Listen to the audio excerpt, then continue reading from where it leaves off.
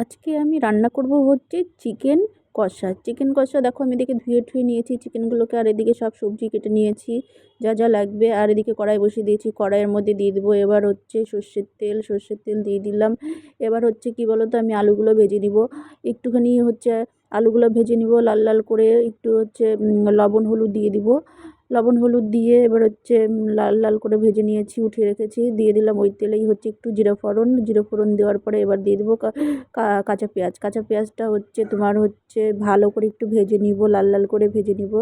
ভেজে নেওয়ার পরে হচ্ছে দিয়ে দেবো হচ্ছে আমি টমেটো কুচি দিয়ে দিলাম। টমেটো কুচিটা হচ্ছে দেওয়ার পরে এবার হচ্ছে একটু নাড়াচাড়া করব। টমেটো হচ্ছে কাঁচা গন্ধটা চলে গেলে হচ্ছে আমি দিয়ে দেবো রসুন বাটা আদা বাটা দিয়ে দেবো। দিয়ে দেওয়ার পরে হচ্ছে একটুখানি ভালো মতন কষাবো, ভালো করে কষাবো।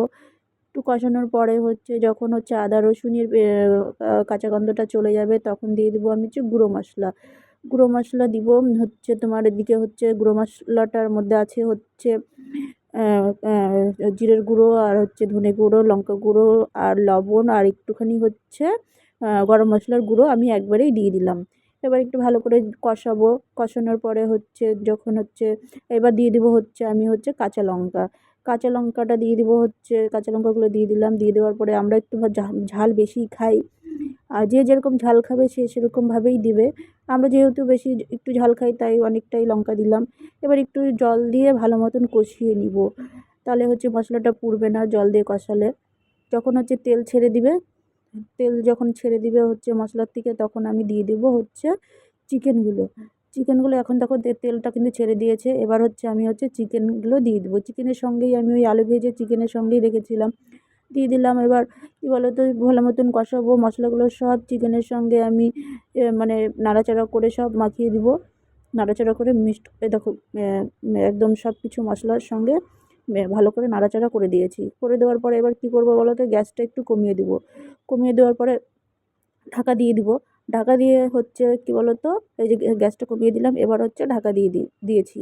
এবার হচ্ছে কী বলো তো, হালকাভাবে দিলে পরে কী বলো তো, জল যা চিকেনে টমেটো পেঁয়াজে যা জল ছিল সব বেরিয়ে এসছে কিন্তু। এবার কী বলো তো, আমি হচ্ছে ভালো মতন কষিয়ে নিব।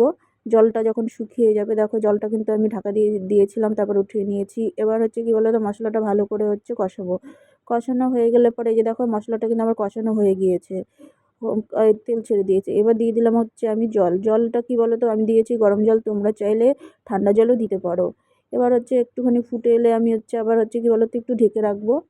ঢেকে রাখার পর যখন মাংসটা হচ্ছে মানে একটু তো সেদ্ধ হয়েই গিয়েছে, আর একটু সেদ্ধ হলেই হয়ে যাবে। তারপরে যে আমি ঢাকনাটা উঠিয়ে নিলাম, 10 মিনিট পরে হচ্ছে আমি ঢাকনাটা উঠিয়ে নিয়েছি। দেখো চিকেনের হচ্ছে কালারটা কি সুন্দর লাগছে, যেহেতু আমি কাঁচা লঙ্কা দিয়েছিলাম তার জন্য এই কালারটা এসছে। সবসময় লাল লাল আর ভাল লাগে না, একটুখানি কাঁচা লঙ্কা দিয়েও ভাল লাগে। দেখো আমার হয়ে গেছে।